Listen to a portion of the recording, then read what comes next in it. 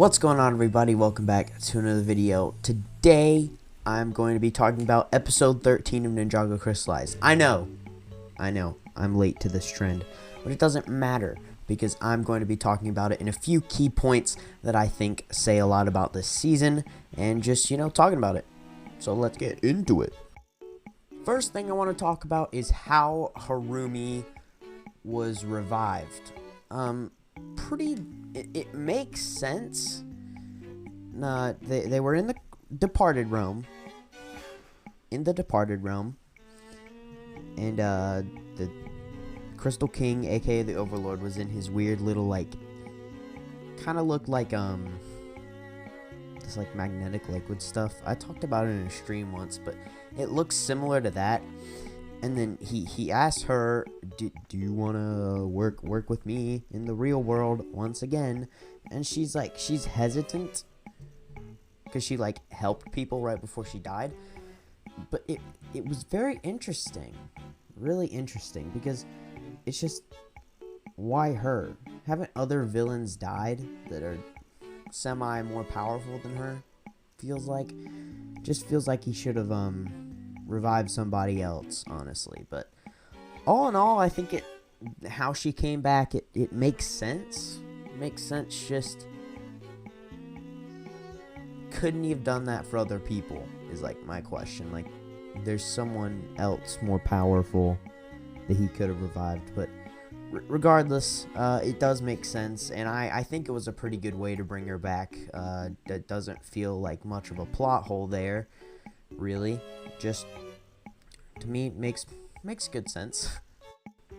Next, I want to talk about when Lloyd says that he still loves her, and the scene where he starts taking his hands and just going through the rubble and stuff, all these different, all the different wood and everything. I think that, honestly, to me, really made season 9 a bit more emotional of a season. So that was pretty interesting. Really interesting scene there. I think it just added some new depth to the relationship between those two. I think that scene was really, really well done, and just added pulled on your heartstrings a little bit. And I just think that scene was really, really good. And then finally, I would like to talk about how Harumi's basically been the scenes where we see Harumi pulling the strings and everything since day 1. It is pretty crazy. Ever since Master of the Mountain, there we go, I remembered it.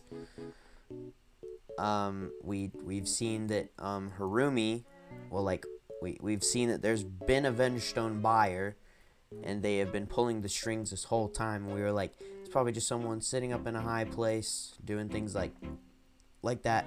But at the beginning, we never, I don't think any of us thought it was gonna be Harumi.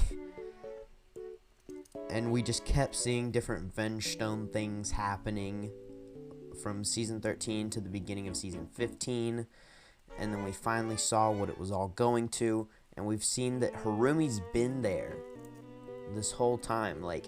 When the ninja showed up at Shintaro, she was hiding behind that wall. Pretty crazy. And when they fought Misdemeanor, when they fought her in the middle of the field, she was watching. Now I do believe that when the scene in Crystalized where Misdemeanor goes to collect the Vengestone, but the ninja get there first, and then it's the new ninja, and the new ninja defeat Misdemeanor, that scene, I believe that Harumi wasn't there, because after they made the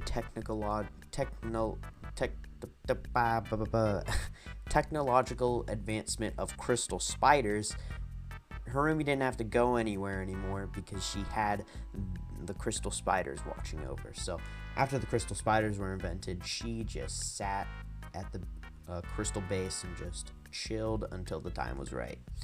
But honestly, pretty crazy how she's been pulling the strings since we've heard about the Vengestone buyer. It's pretty crazy. So yeah, overall, this season was just, this episode, I mean, just answered a lot of questions that the Ninjago community had surrounding how Harumi came back, what she's been doing since season 13, all those different things, and we got those questions answered. Pretty crazy in my opinion. But other than that, I think I'm gonna end this video, so I hope y'all have an absolutely amazing rest of your day, and I will see you in the next video. Bye!